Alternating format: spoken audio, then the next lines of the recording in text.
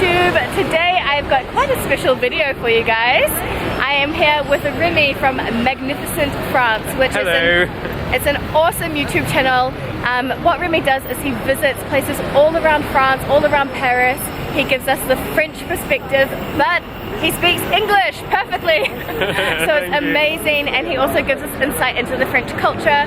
So we are doing a collaboration today, and we're going to walk around the 9th arrondissement of Paris together, because this is my neighborhood.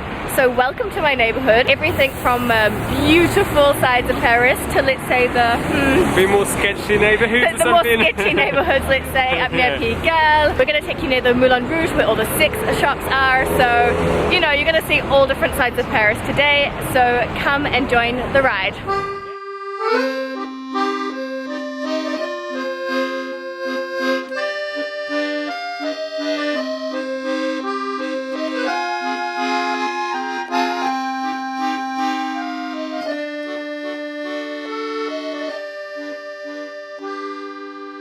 We're just in front of the Opera House now, and yeah, it was actually built under Napoleon III. At some point there had been some attacks here, like a guy called Orsini, who just like threw bombs, and like 8 people ended up dead, and nice guy. More than and almost 150 were injured. So yeah, attacks in Paris aren't so much of a new thing, unfortunately. But yeah, so Napoleon III was there during the attack, and so he was kind of pissed. So he decided to have a very new opera house built, and so yeah, there was a whole new opera being built by a guy called Garnier. And the kind of funny fact about it is that like when Napoleon III came to see how the buildings are going on, like there are so many different styles just like packed in just this one building. And yeah, Napoleon asked, but what kind of style are you making here? And the guy just answered, because he didn't know what to say, he said, oh, this is the Napoleon III style. Okay. And so that's now what in France is called the Napoleon III style, like this very luxurious style with a lot of marbles and gold. And so, you find this a lot actually. There's the most amazing buildings in France, and they usually have to do with someone's ego. Like it's usually someone like important who has asked for this building to be built in their honor, and this does not disappoint. You're in Paris just for a few days and you're hesitating whether or not to go to the Palais of Versailles, go all the way out of Paris, or not. I think this could be quite a nice compromise, because when you go inside it's absolutely beautiful. You've got the like things covered in gold, the mirrors, the chandeliers. Like honestly, it's something that you could only dream about. In here you've got like this coffee, which is the Grand Café de Capucines, and that's in here actually that in 1895, if I'm not mistaken, that the Frères Lumière did their first projection of a movie. So that's in this coffee. They had invited a few friends, but the first movie ever, I mean in France at least, I mean like the Frères Lumière were the ones who had invented cinema. And so that's where the first movie ever was projected. And actually you've got the Gaumont. Yeah. I feel bad now because I've been to that cinema so many times and I had no idea that it was like a place of historical significance. It's a nice cinema.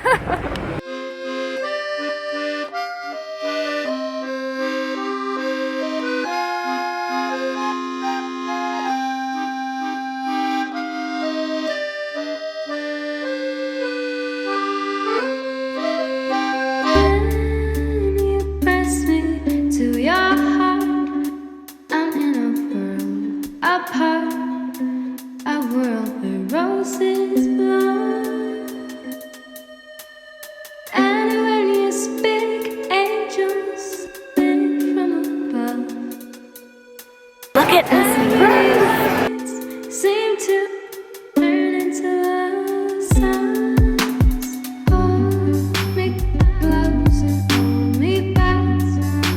This magic power you cast. This is Lafayette and Printemps. When you kiss me, heaven sighs, and though I close my eyes,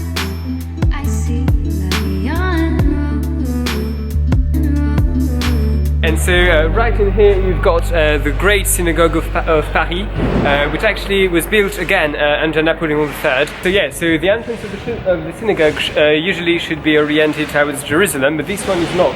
because when it was built, Napoleon III gave the rights to the Jews to have a place to practice their religion, but his wife, the Empress Eugenia, wasn't really much a fan of Jewish people because she was Spanish and she was very Catholic.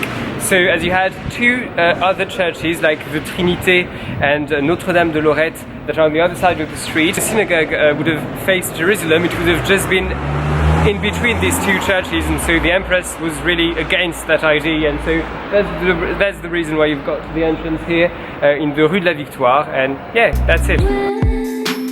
You kiss me, heaven sighs, and though I close my eyes, I see the neon road. Hold me close and hold me fast. This magic spell you cast. I can't feel my nose. Because of the cold. When you kiss me, heaven sighs, and though I close my eyes, I see the neon. Okay, and so here is a nice little hotel who actually was built for a French actress. So yeah, I mean, I think there's worse than living in there, I suppose. You know what it's called?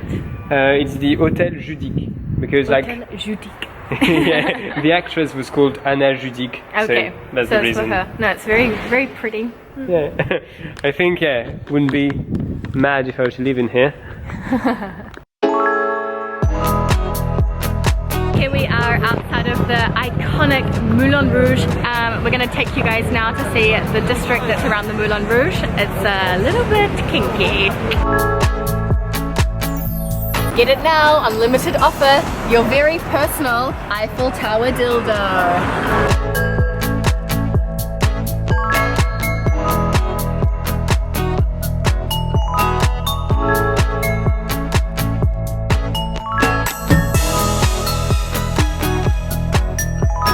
And that's what you find when you're going to the Moulin Rouge.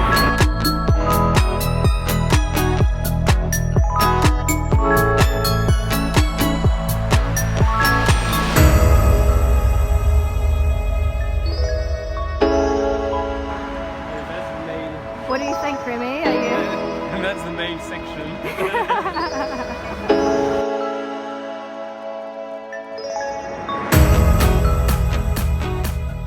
So here we are on the famous Rue de Martyrs, and it was made quite famous in the expat community because of this book actually. It's called The Only Street in Paris, Life on the Rue de Martyrs. The 9th used to be quite a working class district, and apparently this street has very much so held on to that feel, you know, that daily grind, but that sense of community as well.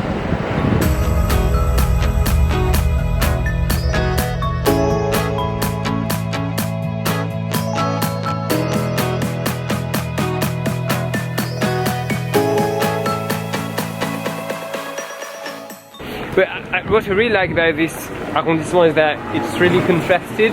They've got the really south part of the arrondissement, which is very, very classic and very, very chic, you know, very distinguished. And you have the northern part, which is a bit more, a bit more lively. We can yeah, say. that's true. Oh, look at that. Little French children eating their pain au chocolat, so cute. Yeah, and actually the Rue des Martyrs got his name, like martyr. I don't know how you say martyr in English though. Martyr. Yeah, martyr. Yeah, so because that's the first bishop of Paris, whose name was Saint Denis, who actually was executed on the Montmartre hill, which is just up there. Wow, and you actually, guys like executing people, hey? yeah, and he actually had his head chopped off, and he carried it on, like, you know, he just like picked it up and carried it on with him to go all the way up, you know, till the top of the hill. So that's the reason why, and he apparently took this street. So yeah, that's where the Rue des Martyrs gets its name from. How charming.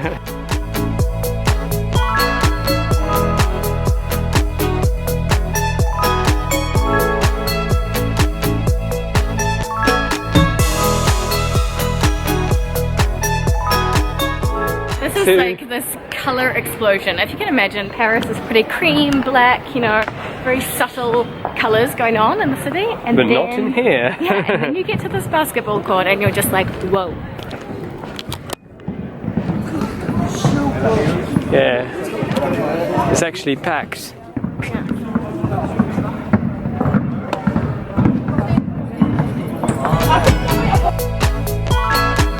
Oh, and here are the galettes. Time to get the galettes now.